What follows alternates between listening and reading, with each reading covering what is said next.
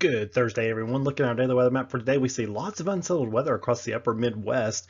That's all part of a storm system that's going to be dragging a cold front through our area. It will be dry when it comes through our part of the country, but for the upper Midwest, lots of showers today. And we see also some showers across the southwest U.S., which actually transition to some mountain snows across the border of Colorado and New Mexico. And look at that, you can even see a little patch of snow for northern Nebraska. I think that's the farthest south we've seen the snow get so far this year. Another little patch there in northern Wyoming, but 'tis the season. We start seeing some snowflakes fly across portions of the northern plains. Look at our high temperatures for the country for today. Lots of warm temperatures across the southern U.S. The oranger, the shading, the more above average the temperatures are. And as you can see there, Nashville expecting 83 by this afternoon. But the upper Midwest, looking at the northern plains up there, lots of chilly temperatures. And then, of course, some that's behind that cold front that's coming toward us for the weekend. And then some chillier temperatures for the southwest, too, where you saw those rain showers earlier. The nation's high temperature 106 near Death Valley, California, once again.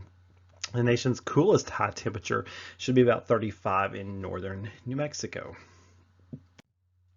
Look at our 5-day outlook. We see temperatures in the low 70s today. Today will be the warmest day of the next 5 days before that cold front comes through and drops us down a little bit for tomorrow, but then the really cool air starts filtering in here by Friday night. That's when we drop down into the mid to upper 30s with patchy frost.